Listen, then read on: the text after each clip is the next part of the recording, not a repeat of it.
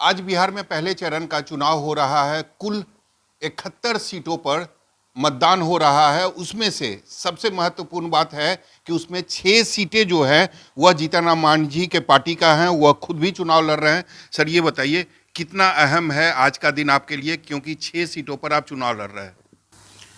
देखिए, हम कोई भी चीज़ को अहम इसलिए नहीं मानते हैं कि हम अपना फ़र्ज़ समझते हैं काम करना। हमारा काम था, हमने काम किया। रिजल्ट जनता दे देगी, उसका प्रतीक्षा 10 तारीख को हम लोग करेंगे। और हम समझते हैं कि सिंसियरली हमने काम किया है समाज के लिए, रिजल्ट अच्छा ही होगा। इसलिए इसकी बड़ी अहमियत हम नहीं दे रहे हैं। आप खुद भी उम्मीदवार हैं, तो क्या लगता है आपकी जीत होगी? हमारी जीत वहाँ नहीं होगी, वहाँ जनता की जीत होगी। वो जनता, वहाँ के लोग अपने आप हमको वोट देते हैं बिना गए हुए भी। और उनका एक मुद्दा शांति व्यवस्था और क्या कहते हैं उसको, दूसरे को डरा धमका करके काम लेने की बात थी। इस चीज़ से वहाँ के लोग त्रस्त थे। 5 साल में ये सारी बातें वहाँ से जाती रही है। वहाँ की जनता का एक इच्छा और है कि 5 साल आप रह करके उसी व्यवस्था को कायम रखिए, तो जो गलत करने वाले आदमी हैं वो फिर कभी उनका सिर नहीं उठेगा। लेकिन सर, ये भी बात सच्चाई है कि बिहार के लोगों में नाराजगी जो है नीतीश कुमार को लेकर वह काफी दिखाई दे रही है इस बार। देखिए, हम लोग देहात के आदमी हैं। अगर धान एक ओड़िया में होता है तो उसमें कुछ खंखड़ी होती है। तो इतना बड़ा काम हो रहा है, 2 4 5 काम में गड़बड़ियाँ हो सकती है, इसको नकारा नहीं जा सकता है। लेकिन यहाँ पर सरकार की नीति को समझना चाहिए। सरकार की नीति और नीयत में कोई खोट नहीं है, इम्प्लीमेंटेशन है। तो इम्प्लीमेंटेशन में पदाधिकारी का भी योगदान होता है और आम जनता का भी योगदान होता है। और आम जनता में बदकिस्मती बस अभी परिस्थितियाँ यही है कि सरकार की खामियां को ही सिर्फ वो लोग उजागर करते हैं।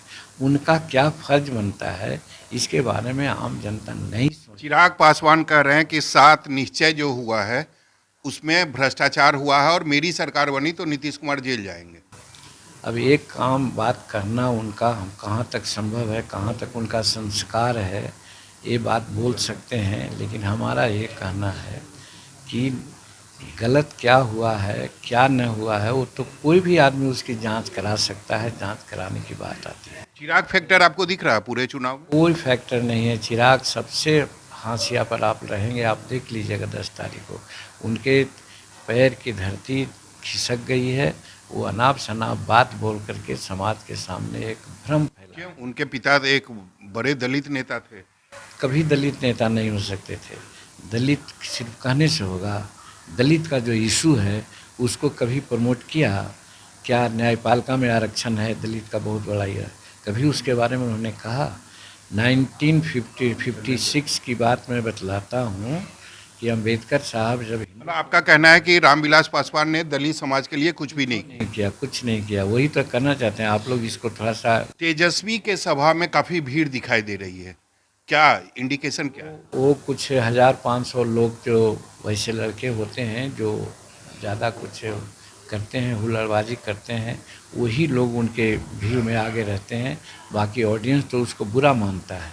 तो वैसी परिस्थिति में उनका रिएक्शन झेलना पड़ेगा।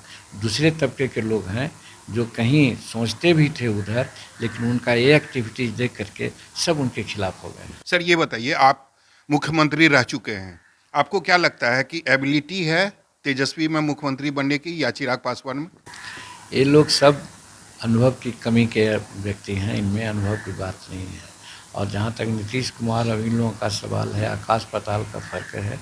इसलिए ऐसे कहने को कोई कर सकता है, लेकिन वैसी परिस्थिति में हम लोग मानते हैं 40 वर्ष से राजनीति कर रहे हैं, इनको न शासन प्रशासन न पॉलिटिक्स का कोई अनुभव नहीं है। सिर्फ पिता की विरासत पर ये लोग राजनीति कर रहे हैं। आपके खाते में 7 सीट है, आपको क्या लगता है कितनी सीटें आपको मिलेंगी?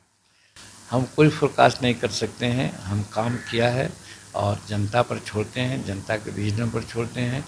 और जिस महागठबंधन में हम लोग हैं, माने एनडीए में हैं, उसके कार्य को, उसके नेतृत्व को, चाहे केंद्र का हो राज्य का हो, इस पर भरोसा करके हमको ऐसा लगता है कि हम लोगों को सीट काफ़ी संख्या में आएगी।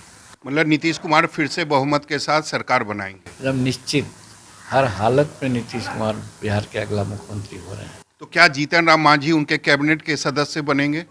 सवाल ही नहीं उठता है। जो वो मुख्यमंत्री बन चुका है वो मंत्रिमंडल में किसी के रह करके काम करेगा, इसका कहीं कोई ये नहीं है। जीतन मांझी राजनीति करता है, सिद्धांत की राजनीति करता है।